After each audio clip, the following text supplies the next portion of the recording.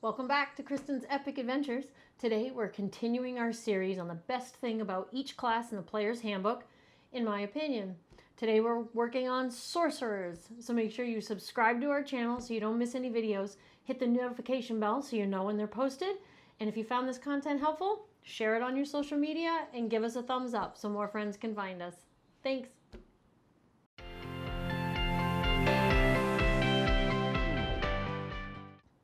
Okay, so we're back for another installment in our series, the best thing about each class in the player's handbook, in my opinion. Today, we're talking about sorcerers. We only have 3 left to go: sorcerers, warlocks, and wizards. So, sorcerers. Sorcerers' powers are actually wildly unpredictable, according to the player's handbook. They actually have no use for spell books or relying on patrons to give them their magical abilities, as you'll see with the other 2 classes we have coming up. They actually just have inborn magic. A source's magic wants to be wielded, it says. They have a tendency, though, to spill out in unpredictable ways if not called on. So that's one of the fun things about sorcerers. Now, sorcerers' hit dice is only a d6.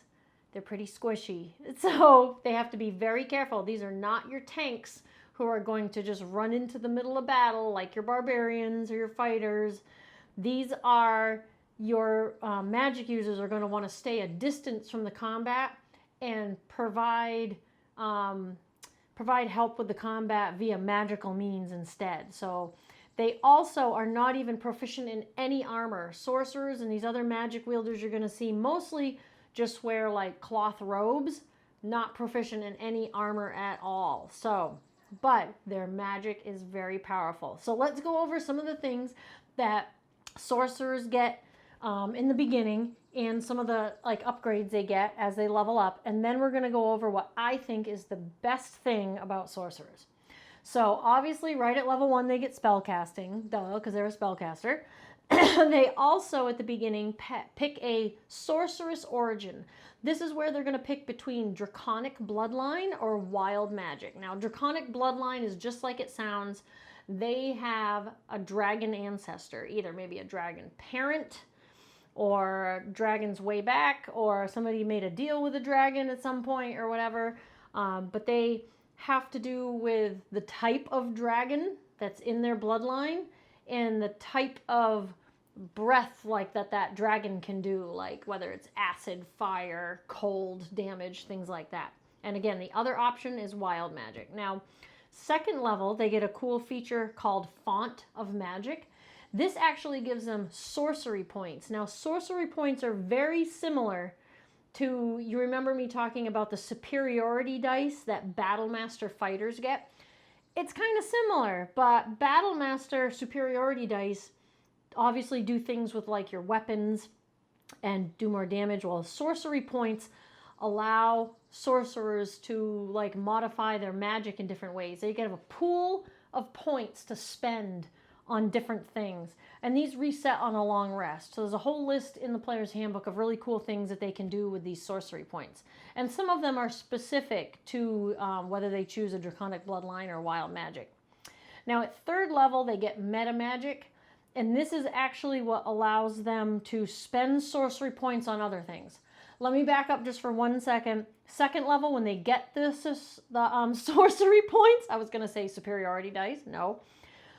They can actually turn in points to get more spell slots, or turn in spell slots to get more points, okay? But now at third level, with meta magic, they get the opportunity to I cannot talk today, I apologize.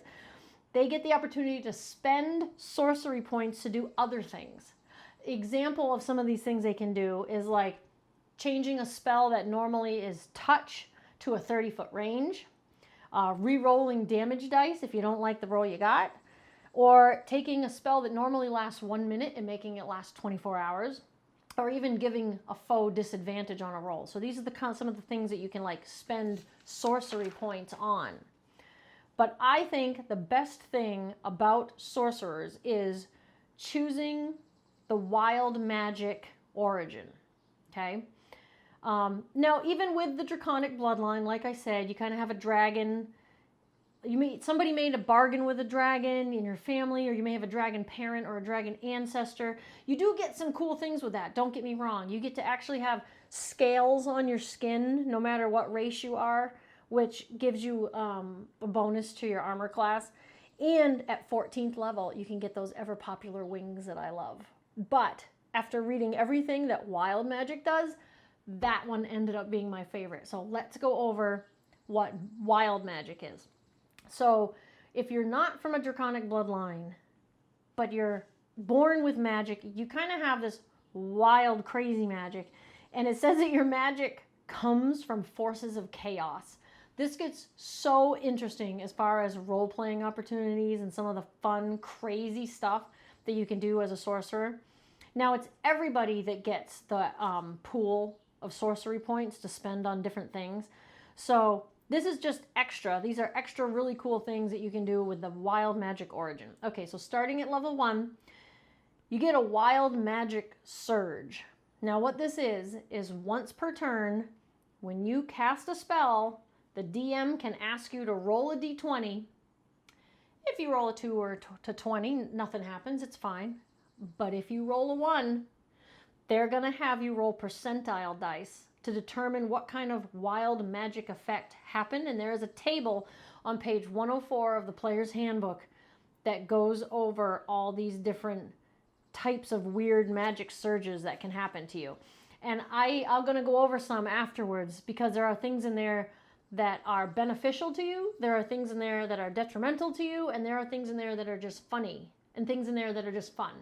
So it's really neat, and you get a chance to use the percentile dice. Percentile dice do not get used often in Dungeons & Dragons. That would be the 10-sided die and the 10-sided die that says 10, 20, 30, 40, 50. You roll both of them together to get the 10s and the 1s, so it's possible to get a result anything from 1 to 100. So you're rolling those and looking up on this table on page 104 what happened. And this is anytime you cast a spell, the Dungeon Master can have you roll this d20. And if you happen to roll a 1, so a 1 in 20 chance, something weird might happen. So cool, I think, for sorcerers. You also get a feature called Tides of Chaos, which is 1 time per long rest. You can have advantage on an attack roll, an ability check, or a saving throw. That's pretty cool. I can see why they only made it once per long rest instead of short rest, because that's a pretty good advantage. Just be like, yeah, this is a pretty big enemy, and it's pretty important that we take him down right now, and he's almost dead. So I'm going to have advantage on this attack because I'm going to use Tides of Chaos. Really neat feature. Now at 6th level, you get this really cool feature for Wild Magic Origin called Bend Luck.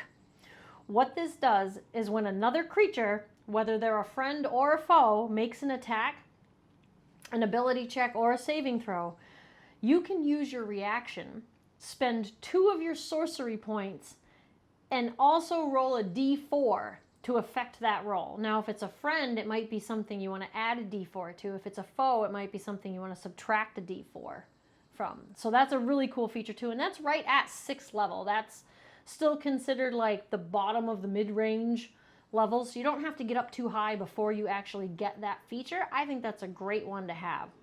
It's kind of similar to those cleric spells like Bless and things like that, where you get to add a d4 to this or add a d4 to that. And this is add or subtract to a friend or a foe. And it works on attack rolls, ability check rolls, and saving throw rolls. So I thought that was another great thing about sorcerers. Now at level 14, they get this really neat feature called Controlled Chaos. And what this is if you have those circumstances trigger where you cast a spell, the DM has you roll the d20, you roll a 1, so you need to pick up those percentile dice and see what happens on the table. You actually get to roll twice and see what both results are and pick one. So that's pretty cool. So you're still going to have something really interesting happen off the table. But now you're level 14, you're learning to control your wild magic a little better. That's why it's called Controlled Chaos. And you actually can roll twice and pick which one you'd like. You might want to work out with your DM whether they choose or you choose, but the Player's Handbook made it sound as though you get to choose. It says use either result. I would assume that means it's up to you as the sorcerer. Okay? And then at level 18, Wild Magic Origin gets Spell Bombardment. This is pretty neat too. When you are rolling for damage on a spell, right, and a spell is going to tell you which die to use, right, to roll damage. If any of those dice come up with the highest number possible on that die, you can choose one of them and roll it again and add that to the damage as well. So like you have to roll a 6 on a d6, an 8 on a d8, or a 10 on a d10. But if any of those damage dice roll as high as they can possibly roll, take one of them, re-roll it, and add that to the damage as well. And that's once per turn. Once per turn on that one. Now, I didn't make any notes on whether that actually needs to actually reset on a short or long rest, or if it's constantly all the time. I think because it just literally said once per turn, I mean, you're level 18 at that point. You're only going up to level 20 total. That's pretty high. So I bet it doesn't even have to reset. I bet it's just once per turn all the time. That's awesome. So these are some pretty cool features for Wild Magic. Now, some examples of some of the things that are on this surge table. Very cool. And this isn't even all of them. Obviously, you're rolling a D100 pretty much. There aren't fully 100 on there. It's usually a range of say 0 to 2 is this, and 1 to 4 is this. So some of them you can roll a couple numbers and get the same result. But this is some of the cool stuff that's on the table. You can see invisible creatures for a minute. Have your height change by whatever you roll on a d10. And if it's an even number, you grow. And if it's an odd number, you shrink. For 1 minute, you can gain 5 hit points at the start of each of your turns. That one's awesome and really handy. Until the end of your next turn, you're transported to the astral plane. That's kind of a wild, crazy one. That's really neat. I love this one. Your next spell does max damage. Oh my gosh, can you imagine? And you're going to know it. So you could pick a spell that does a massive amount of damage and it's going to do all of it. Here's like a negative effect. You cast Fireball at 3rd level centered on yourself. Ouch. And what if your party's around you? Like I said, you're having trouble controlling your magic. So these are some of the crazy results that can happen. You can't speak for a minute. Okay, that takes out all the spells that have a verbal component, which I think might be all of them. And when you try to talk, pink bubbles come out your mouth. Some of these are really funny. I love it. For the next minute, you're one size larger. We've talked a few times about the different sizes. So maybe you're a gnome and you're considered small. But for the next minute, you're medium-sized. Or maybe you're large, and for the next minute, you're gargantuan or something. Also, another one is that everyone within 30 feet for the next minute is vulnerable to piercing damage. Vulnerable is double damage. Wow. Really good if there are foes within 30 feet, but really bad if you have friends within 30 feet. So, and that's just a small sample of some of the really cool things that are on this surge table.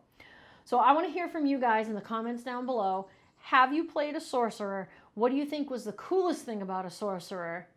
Did you do the dragon? What was it called again? It's called the Draconic Bloodline. I wanted to say Dragonborn, but that's a race. Was it the Draconic Bloodline, or was it the Wild Magic? Or was it something from another book? Because I'm just doing Player's Handbook here. Let me know. I want to hear your sorcerer stories. Okay, and we have 2 more videos to go. Warlocks and Wizards. Make sure you join us for those ones, and we'll finish up the series. Make sure you subscribe to our channel so you don't miss any videos. Hit the notification bell so you know when the new videos are posted. And if you found this content helpful, share it on your social media. And make sure you give us a like and hit that thumbs up button so that more friends can find us. Thanks, guys. Bye-bye.